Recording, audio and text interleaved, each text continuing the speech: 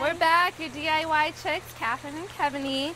So today we are in front of the most grossest patio pond we have here at the Nursery Center, Garden Center right now. It's pretty bad. We did this one, how long ago?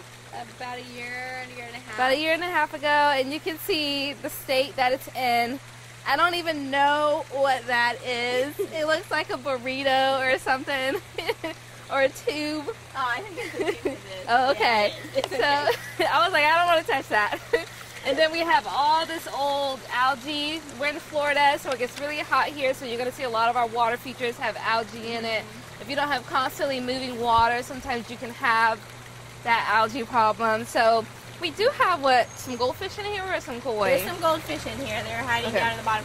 So these patio ponds are built with a little shelf in them, and so not only is the shelf good for plants, it's great for the fish to hide under. So we might not even see them the whole time we're filming, because they kind of just hide down there, and it's really hard to find them. And they've stayed alive so long because normally if you decide to do a little koi, this is called a patio pond for you guys who didn't hear me. If you were to do koi in here, you would need some kind of running water to get that air running. But with goldfish, you don't really need any kind of circulation in the water, any kind of air in the water. So they have lasted this long, but I don't know how long this thing hasn't been working. The tube is disconnected, so we don't know how long.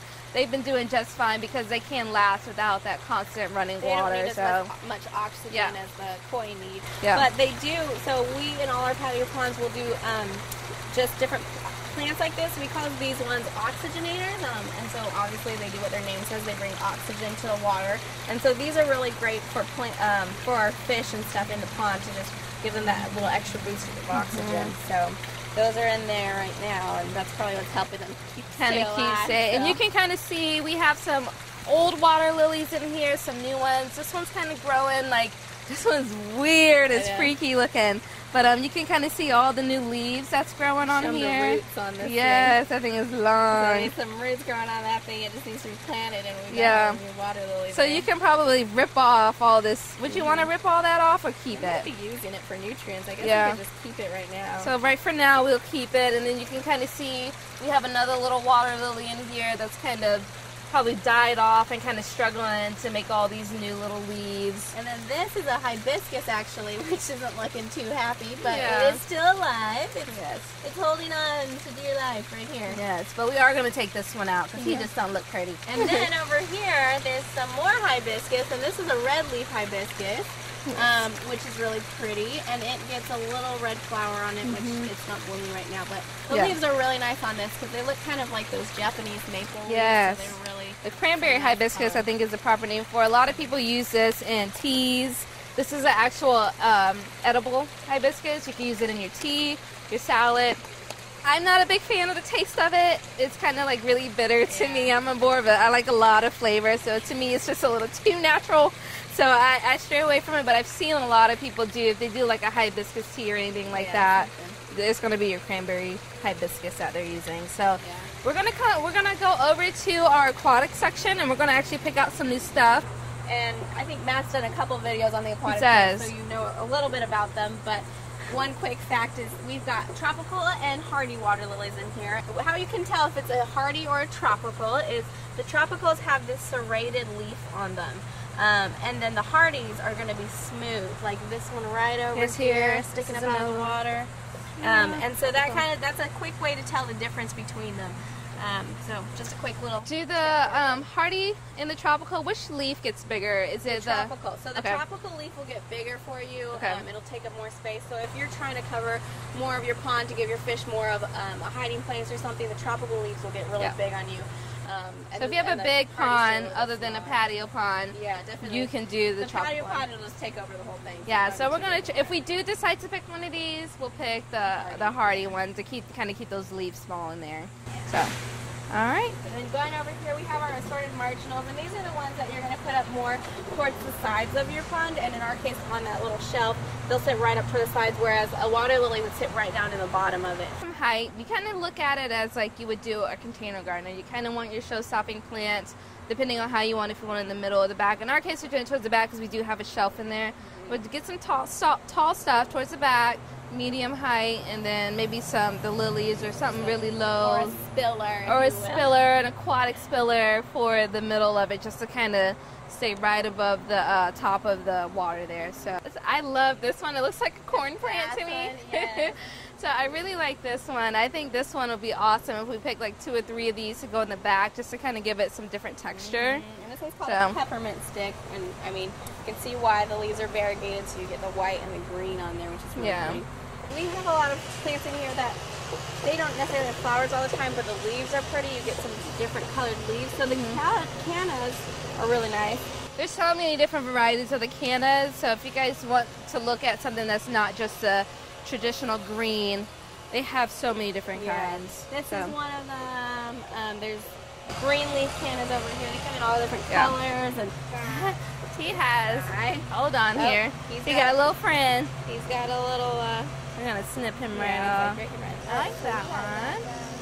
I kind of like one of these too, just to add some variety. Yeah. What is this one? Black Magic or? This one's a Black Magic Taro. We've got a cool corkscrew rush over here. I love that. Let's do that one first. That guy's nice and curly, which is really pretty. Oh, he's a big guy. Oh, he's pretty. Yeah, that's a good one. Yeah, that's a pretty word. I like these grasses too. I'm gonna pick one grass. I was gonna say, what if these are really pretty? I like how they're like yellow and red. This is an Ogun Sweet Flag. Really, really pretty. So if you're doing something like a patio pond, but you like water lilies, and you want something similar to that with the leaves sitting on top of the water, a good option is the snowflake plant. So this is a smaller one. It has smaller leaves. Those are cute. I love these. Yeah, it gets these little fuzzy flowers on it. So they're not quite as showy or you know, pretty as the big water lilies. Yeah. But it grows in a similar manner with the little leaves just sitting on top of the water like this. They're cute and quaint. And it stays much smaller, so it works very well for a patio pond. So we could use one of those. I think for now, let's just see how it looks, and then we can always come back. If we need to pick out more plants, we can do that. That'll definitely be something that we can maybe get last. But yeah, it's cute. All right, let's grab our plants. All right. 1, 2, 3. Oh, gosh. There we go. There's a little one.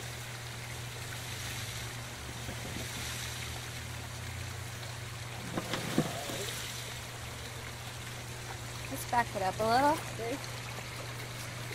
1, 2, 3. Maybe not.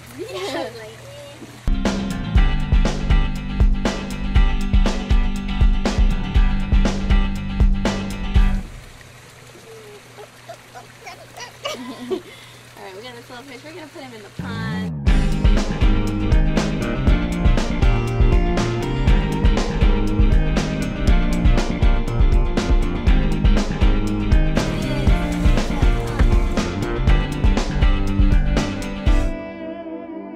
This might actually be the longest part of your process of redoing a patio pond, is cleaning it, scooping out all the water, getting it kind of prepped to get redone. So this is the shelf I was talking about, which is really nice for aquatic plants, just to sit them right on there. It makes it nice and easy. The holes here are for if you do want to do a spitter in here, which we're going to skip today. We're just going to do this without any kind of... You can kind of see, that's where you would put your pump underneath. There's like a little opening within the shelf, and that little cord would come out. Yep, and it kind of goes right here. This has a little cap on top, so that way you don't see your cord. Plug it right in like that. Plug it right on in. So, and the nice thing is they give you 3 options. So if you want one that's sitting at the corner, the other corner, or here, if you want 3 of them, whatever you want to do, they kind of give you some options for that, which is really nice. We like to cover this whole thing with rocks because you should be able to see it once the patio pond is done, if it's clear. I like that. I think that's probably about good. We're going to move them later, or these parts of them. Put those plants in. So. Yeah. Now let's spread the ones on the bottom a little bit. This corner. I'm thinking like these 2 in one corner and then some other ones in the other corner. So let's do these first. So what we kind of like to do is set it out first and just kind of see where we like everything, and then we can adjust as we go. So if you don't feel like something looks good where it's wrong. Yeah. These are on the side. It's creating a little focal point. Yeah, he's gonna get big, so. I think these 2, a little offset. I think we might need 1 more of these. Yeah, just to give it a nice full look. Yeah, we might need to grab probably some little short ones. Yeah. I want to grab one more of these. Yeah, one more tar, we'll put it there, and yes. then I think we'll just put one at the bottom, and that'll help. Yeah, it'll help give it a nice full look. Yeah. You like that? Yeah, once we get the water in there, we'll put it in water lily or one of the small, the snowflakes. Yeah, and these, so keep in mind these will all be shorter than what they are right now because we're going to take them out of pots and plant them. So they look like they're a little bit tall and overwhelming, but once you take off about 5 inches from the bottom, it really takes down a little bit. So. Yeah. We are going to take out one of the plants. So we'll do this little guy first so you can see us. So basically you take it out of the container. You got to kind of squeeze it. A lot of times these roots will be kind of wrapped around the pot. Alright, and so basically we're going to want to rinse off all the soil off of all these roots. So it's very messy, so make sure you're in a really good spot. Make sure you're wearing the appropriate clothes. Let me get this hose going so it doesn't spray you. And just kind of massage it and rinse out the soil. The soil. And you don't have to get every single little piece out, but just a lot of it, just to have the roots exposed. You don't need a lot of the soil with this guy. So the nice thing about doing patio ponds is the reason you don't need the soil, well, really any pond, is you've got your fish poop in the water and stuff, so you really don't need the soil to carry the fertilizer to the plant because you've got it in the water, which is really nice. So that's why we can just wash off all the soil, anchor it in the gravel, and it'll grow just fine like that. So a lot of people are a little confused by that because it's like, wait, why are you taking off the soil? Doesn't it need the soil to grow? Yeah, you don't necessarily need it from the soil, and so in the pond it'll get it from the water. The fish poop. Yeah. So I'll give you one of these just to anchor it, and then we'll pile it up with the big rocks at the very end as well.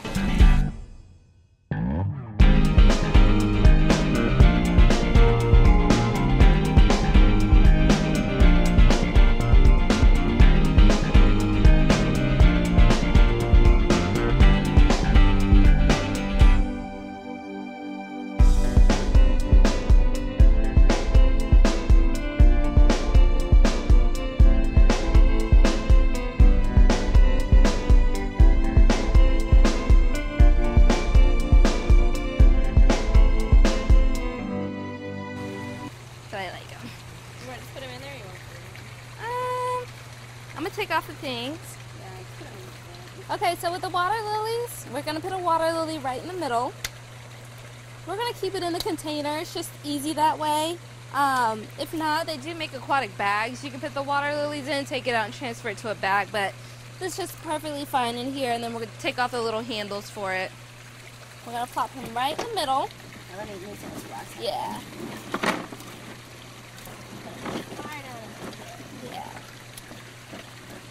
There's a lot of snails in here, and snails are good for any pond ecosystem. And you can kind of see our water's getting clear. This is one of those submergible plants, so it'll stay right underneath the water. Yeah. It'll kind of create a natural environment for any fish that we have left in here. We're going to add some new ones, and they can kind of go through it and create its own little natural caves. And those are great for fish tanks. If you have aquariums, perfect for aquariums. I think I'm going to get some today for my aquarium. I'm going to cover this little root up. There we go. And if you are putting fish in here, we recommend using a pond detoxifier. Yes. That just takes out any metals or anything that might be in your water. And so you really don't know what's in your water, whether you have well water or city water, which we're using city water. Yes. So we're going to put that in before we put the fish in for sure. Alrighty, we've got our pond detoxifier here, and this stuff is really easy application. It comes in a little pump bottle, and you just do 1 squirt for every 100 gallons. This little patio pond is 45 gallons. We're just going to do 1 squirt anyway. Yeah. And you can put your fish in as soon as you put it in. Oh, well, that was like a... That's a little, we'll do a little dinky one. So that should be good for your whole pond. And really the time you want to put this in again is if you do a water change out, if you have a lot of rain or anything like that, just to help get out anything in the water that isn't beneficial to the fish or your ecosystem. Yeah. So we've got some huge goldfish in here, but we're just going to do the little ones today. I really like the orange ones. Yeah, it's just orange ones. Try to do a big scoop and then we'll just pick out some.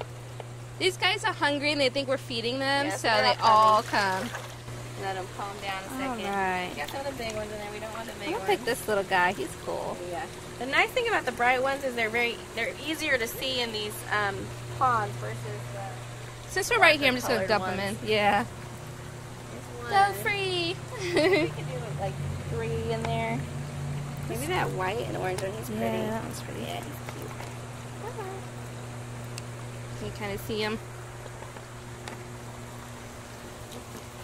Sorry. Let's do one more. I think maybe a bluish one. A blue one. Let's do this guy right there. He has an orange head, yeah. He's kind of pretty right there. Yeah. Oh, Well, he's gone. we're not doing anything in. Maybe a pure white one. They've got pure white ones down. There he is. Get that So we guy. can see him. Let me clamp my hand a little tighter. Alrighty. Normally you wouldn't. Get this blue one. The blue one. Normally we wouldn't put them in our hands and put them in there, but since it's so close, we're just kind of dumping them in there real quick. All right. Alrighty, get out. Now they just want to be staying. He's a big guy. Yeah, he is. Alright, so those are our goldfish that we put in there. And now we're just waiting for it to clear up the rest of the way. Yeah. All right, guys. Well, that's it, and we'll show you at the end of the video how it looks all cleared up. And thanks for watching. This was a messy one, so if you do have any questions, if we haven't answered any questions, you know what to do. Just comment below, subscribe to our channel, like us on Facebook, follow us on Instagram. We're here every week, so thanks for watching. Thanks, bye. Bye.